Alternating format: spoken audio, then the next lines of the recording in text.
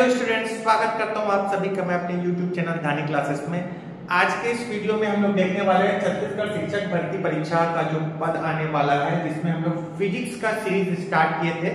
तो स्टूडेंट्स, इसी सीरीज में मैं आज पार्ट 2 लेकर आया हूं, जिसमें हम लोग मैग्नेटिक इफेक्ट ऑफ करंट पढ़ने वाले हैं। इसी चैप्टर को हम लोग मूविंग चार्जेस एंड मैग्नेटिज्म भी बोलते हैं। तो स्टूडेंट्स, आप सभी से रिक्वेस्ट है कि इस वीडियो का पार्ट 1 आप जरूर देख लें, ताकि आपको पार्ट 2 समझने में कोई दिक्कत ना हो। तो आज के वीडियो में स्टूडेंट्स हम लोग कुछ इंपॉर्टेंट मैग्नेटिक फील्ड इंटेंसिटी का फॉर्मूला देखने वाले हैं। अब मैग्नेटिक फील्ड इंटेंसिटी क्या होती है, मैग्नेटिक फील्ड से रिलेटेड क्या क्या बातें हमने पार्ट 1 में कर रखा है, आई होप आप वो वीडियो देख लिए होंगे।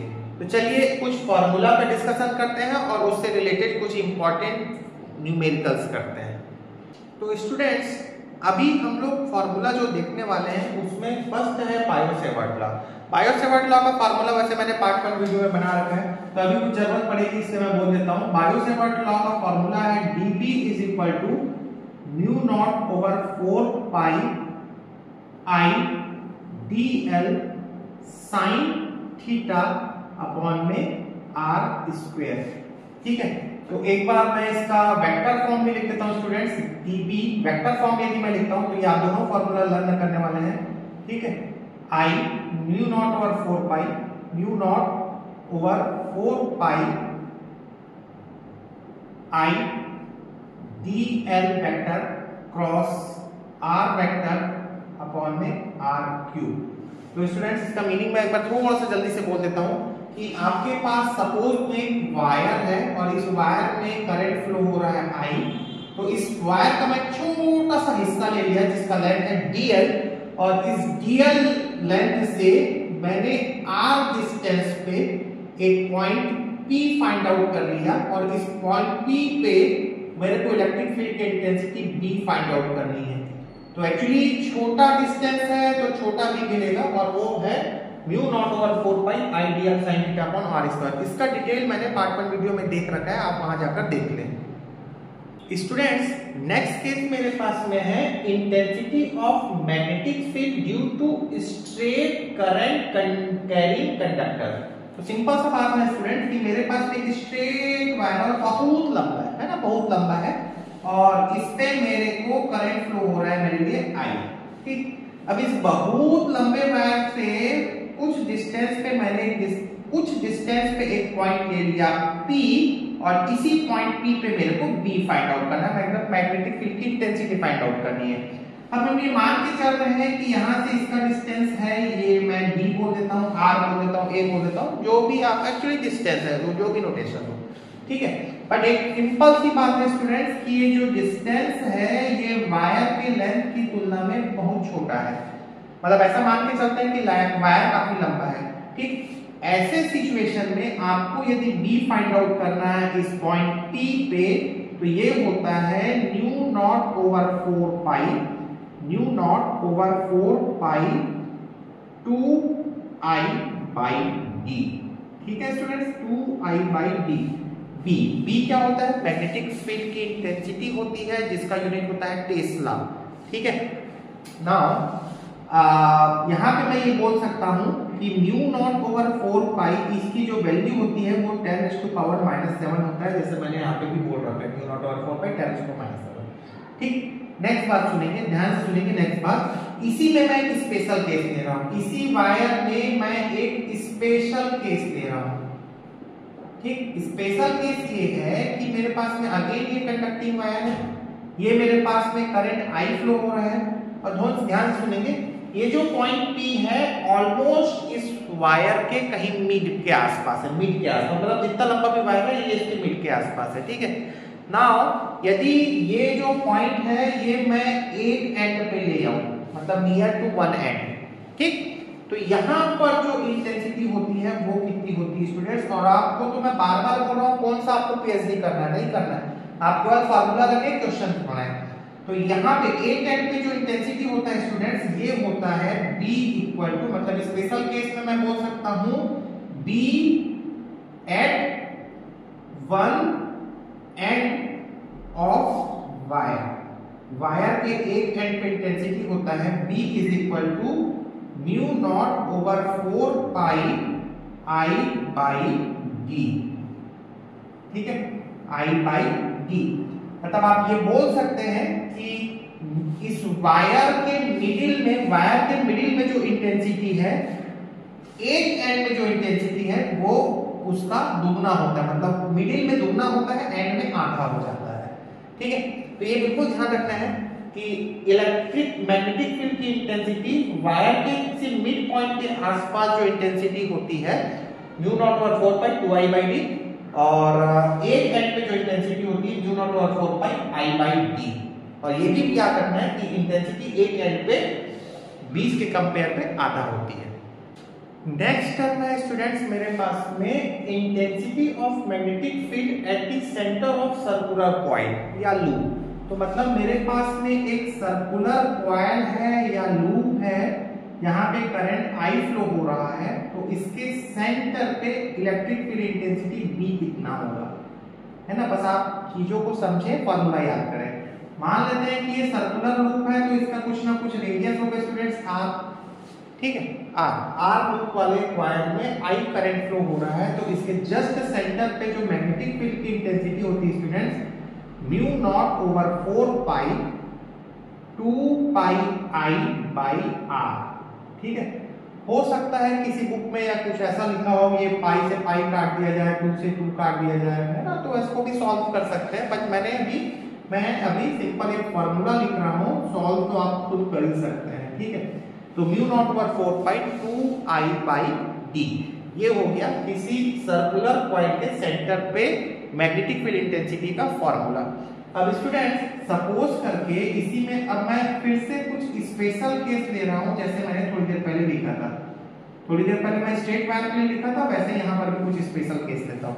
क्या स्पेशल केस लेता हूँ स्टूडेंट्स, यदि मेरे पास में एक सेमी सर्कल है, मतलब इस लाइन का जस्ट आधा, और इसके कारण अब इसमें करंट आई फ्लो हो रहा है, इसके कारण सेंटर पे इंटेंसिटी कितनी होगी। तो स्टूडेंट्स डेफिनेटली इस सेमी सर्कुलर, यहां पे मैं लिख देता हूं ना, B at centre of semi circle. ठीक है, तो सेमी सर्कल में के सेंटर पे जो इलेक्ट्रिक फील्ड मैग्नेटिक फील्ड की जो इंटेंसिटी वो इसका हाफ हो जाएगा। मतलब स्टूडेंट सिंपल सा फॉर्मूला हो जाएगा mu naught over 4 pi pi I by R, है ना स्टूडेंट, सिंपल। ठीक है, इसका हाफ हो जाएगा। नाउ एक वेरी इंपॉर्टेंट टर्म बोल रहा हूं, ध्यान से सुनिएगा। ये सर्कुलर कॉइल है, और यदि इसी सर्कुलर कॉइल में एक टर्म ना हो के एन टर्म हो जाए, एन टर्म, है ना, तो यहां पे ध्यान से देखते हैं, फॉर एन टर्म, मतलब कॉइल एक सर्कल, 2 सर्कल, 3 सर्कल, 4 सर्कल, ऐसे एन टर्म है ना, हो सकता है कॉइल। तो यहां पर जो बी हो जाएगा वो कुछ नहीं, mu naught over 4 pi N 2 pi I by R. बस कुछ नहीं होना है आपको, बस यहाँ पे एन का मल्टीप्लाई करना है यदि एन नंबर ऑफ टर्न्स होंगे। ठीक है, ठीक, अगला बात देखना। मैं यहाँ पर एग्जैक्टली यहाँ पर ये भी बोलना चाह रहा हूँ स्टूडेंट्स कि ये सर्कुलर कॉइल है, और सर्कुलर कॉइल सेंटर पे कितना एंगल बनाता है स्टूडेंट्स, 2 पाई। पता ही होगा 360 का एंगल बनता है, 360 डिग्री का एंगल बनता है। तो ये पूरा सर्कुलर कॉइल के सेंटर पे 360 डिग्री का एंगल बना रहा है, तो 360 एंगल को मैं 2 पाई बोल देता हूँ, है ना, समझ में आया। ठीक, वैसे ये सेमी सर्कल कितना एंगल बना रहा है स्टूडेंट्स, यहाँ पे पाई एंगल बना रहा है, तो पाई। ठीक है, नाउ स्पेशल केस ये है मेरे पास में 1। अब मैं लेता हूं स्पेशल केस 2।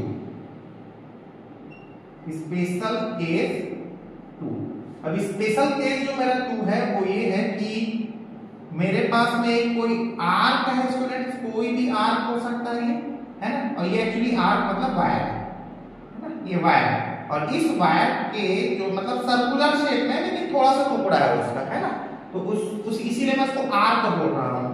ठीक, जो कि सेंटर पे कितना एंगल बना रहा है स्टूडेंट, सपोज थीटा एंगल बना रहा है। ठीक है, तो थीटा एंगल बना रहा है, तो इस थीटा एंगल के कारण यहाँ पर जो मैग्नेटिक फील्ड की इंटेंसिटी बी ये कितनी होनी चाहिए, तो स्टूडेंट्स बी होता है म्यू नॉट ओवर 4 पाई अब देखो मैं बार बार यही बोला 2 पाई है 360 डिग्री के कारण, पाई है 180 डिग्री, तो यहाँ पर मुझे लिखना होगा theta I by R. But don't forget students, यहाँ पर जो थीटा है वो रेडियन में होना चाहिए, ये डिग्री नहीं है, रेडियन में होना चाहिए। थीटा कौन से यूनिट में होना चाहिए? रेडियन में होना चाहिए। अब ये रेडियन क्या होता है स्टूडेंट्स? तो रेडियन का मतलब तो आपको पता ही है, या नहीं पता है तो सुन लेते हैं। 360 डिग्री, 360 डिग्री, मैं 380 लिख दिया, मान लेते हैं कि 360 डिग्री है, तो 360 डिग्री में होता है 2 पाई रेडियन। 2 पाई रेडियन मतलब पाई के टर्म में आपको एंगल लिखना है, और पाई की वैल्यू होती है 3.14, ठीक। तो आपको ये फॉर्मूला आपको लर्न करना होगा। तो एक बार रिपीट कर देता हूं, सर्कुलर कॉइल के कारण सेंटर पे बी आपको बताना है, सेमी सर्कल पे बी बताना है, और किसी भी लेंथ का आर्क ले लिया आपने सर्कुलर शेप में, वो जो थीटा एंगल बना रहा है तो उसके कारण आपको यहाँ पे बी बताना है। चलिए अब हम लोग नेक्स्ट कुछ क्वेश्चंस करते हैं ताकि आपको आइडिया लग जाए कि हमने क्या पढ़ाई की है। तो स्टूडेंट्स, आपके सामने मैंने एक क्वेश्चन लिख रखा है, चलिए इसको फटाफट से सॉल्व करते हैं। मेरे पास में current I flow through a long straight conductor, एक लॉन्ग स्ट्रेट कंडक्टर है जिसमें आई करंट फ्लो हो रहा है, which is bend into a circular loop, मैंने सर्कुलर लूप में बेंड कर दिया है, of radius R L in the middle, ठीक है, एज शोन इन फिगर, ये फिगर में दिया हुआ है। आपको क्या बताना है student? The magnitude of net magnetic field at a point O will be, मतलब मेरे पास में यहाँ पर एक सेंटर दिया हुआ है और इस सेंटर पे नेट मैग्नेटिक फील्ड बी बताना है स्टूडेंट्स, ठीक है। तो आपको यहाँ पर दिख रहा है कि ये क्वेश्चन जो है वो कंडक्टिंग स्ट्रेट वायर और लूप दोनों का है ना। तो दोनों का कंबाइंड फॉर्मूला यहाँ पर अप्लाई करना है स्टूडेंट। तो आपको अभी थोड़ी देर पहले ही मैंने बताया था कि यदि आपके पास में एक स्ट्रेट वायर है और इसमें कोई करंट फ्लो हो रहा है, तो इस करंट फ्लो होने के कारण B का फॉर्मूला, मतलब मैग्नेटिक फील्ड की इंटेंसिटी का फॉर्मूला क्या था students? Mu naught over 4 pi 2I by R, ठीक है, 2 पाई बाई आर। अब यहाँ पे R मेरे पास में क्या है स्टूडेंट्स? डिस्टेंस, रेडियस, ठीक। तो ये हो गया।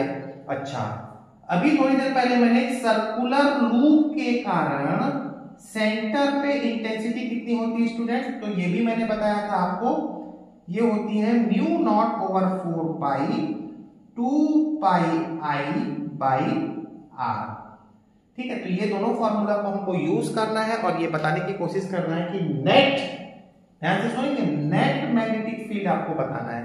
तो चलिए स्टूडेंट, सबसे पहले यहां पर ये कोशिश करते हैं कि आपको दिख रहा है कि यहाँ पे मैग्नेटिक करंट का डायरेक्शन डाउनवर्ड दिया हुआ है, ठीक है, डाउनवर्ड दिया है। यदि करंट का डायरेक्शन डाउनवर्ड दिया हुआ है तो आप खुद सोचो, इस पॉइंट O पे right hand thumb rule apply करें और करंट का डायरेक्शन, मतलब मैग्नेटिक फील्ड इंटेंसिटी का डायरेक्शन बताएं।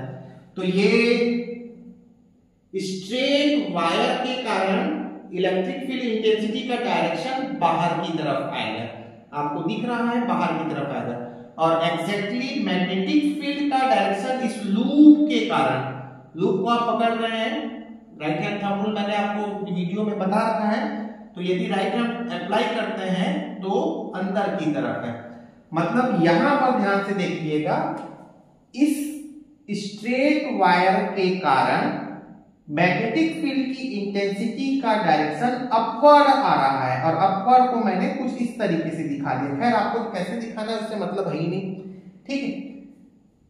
लूप के कारण मैग्नेटिक फील्ड की इंटेंसिटी का डायरेक्शन कुछ अंदर की साइड आ रहा है, ठीक। इसको डाउनवर्ड और अपवर्ड्स का ये नोटेशन होता है। अब मुझे क्या बताना है स्टूडेंट्स? मेरे को नेट मैग्नेटिक फील्ड की इंटेंसिटी बताना है। नेट के लिए मुझे इन दोनों को माइनस करना होगा, बस माइनस करते हैं, आपको आंसर मिल जाएगा। आपको यहाँ पर दिख भी रहा होगा माइनस वाला कौन सा केस है, तो ऑब्वियसली ये वाला माइनस है। तो चलिए इसको पहले हम लोग फाइंड आउट करने की कोशिश करते हैं।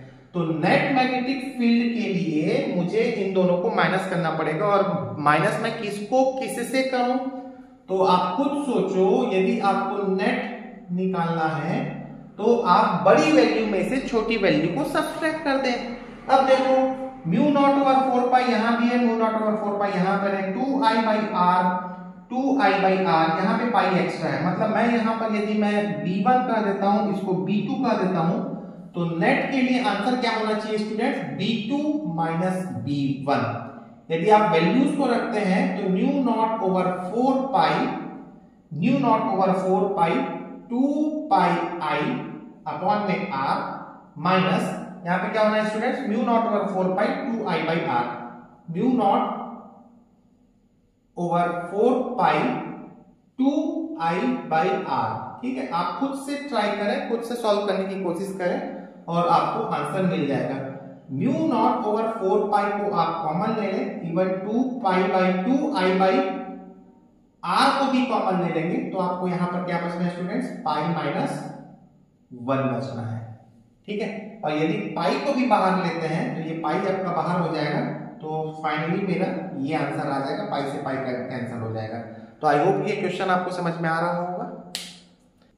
तो स्टूडेंट्स ये क्वेश्चन सब ना बड़े इत्मीनान से बनाने के होते हैं, इससे आप वीडियो को पूरा देखिए, इत्मीनान से देखिए, एक बार 2 बार 3 बार देखिए, तब आपको ये बातें जाकर थोड़ा सा समझ में आने लगेगा।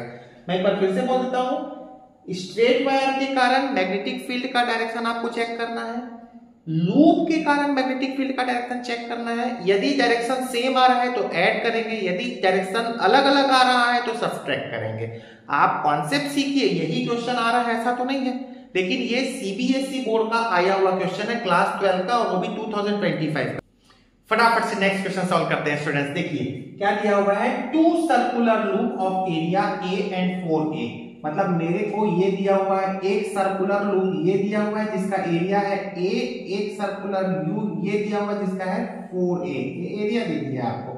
ठीक है, carry current 2i and i, इसमें कितना करंट फ्लो हो रहा है स्टूडेंट्स, 2i, और इसमें कितना स्टूडेंट्स फ्लो हो रहा है, i। ठीक है, respectively the magnetic field at there centre will be in the ratio of, इसके सेंटर पे स्टूडेंट्स b का रेशियो बताना है, मतलब यहां मैं सपोज b1 लिख देता हूं और यहां सपोज मैं b2 लिख देता हूं। तो स्टूडेंट्स अभी थोड़ी देर पहले मैंने बताया था कि सर्कुलर लूप के कारण सेंटर पे इलेक्ट्रिक फील्ड इंटेंसिटी का फॉर्मूला क्या होता है, b is equal to mu naught over 4 pi 2 pi i by r। ठीक है ना, r सेंटर का रेडियस है। ठीक, अच्छा म्यू नॉट ओवर 4 पाई 2 पाई ये सब कांस्टेंट है, तो मैं यहां पर सीधा सीधा बोल सकता हूं कि b जो है ये डायरेक्टली प्रोपोर्शनल होता है i पे और इनवर्सली प्रोपोर्शनल होता है r पे।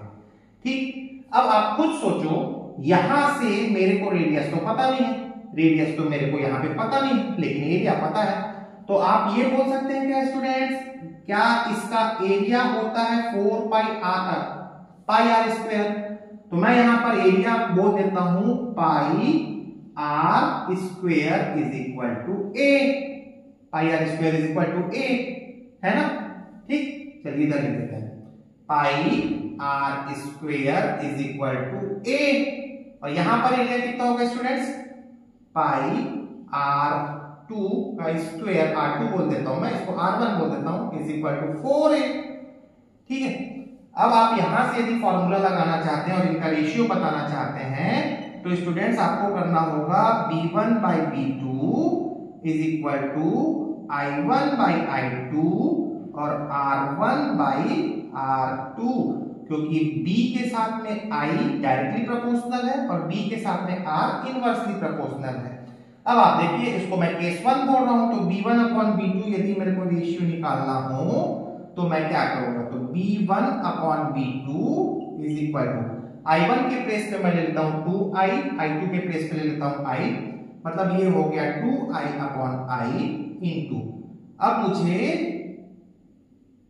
R2 और R1 रखना होगा, तो R2 के प्लेस पे मैं क्या लिखूंगा स्टूडेंट्स, R2 के प्लेस पे मैं लिखूंगा रूट ऑफ 4a अपॉन में पाई, तो यहां पे मैं लिख देता हूं रूट ऑफ 4a अपॉन में पाई, और यहां पर क्या लिखूंगा स्टूडेंट्स, रूट ऑफ, वैसे यहां से R1 निकालोगे तो a अपॉन पाई, सॉरी ये पाई, तो a अपॉन पाई कैंसिल हो जाएगा, 4 को रूट के बाहर लेंगे तो वो हो जाएगा 2, बाकी सारे टर्म्स कैंसिल हो जाएंगे, मतलब b1 रेशियो b2 आप खुद सॉल्व करेंगे तो दिस विल बिकम 4:1।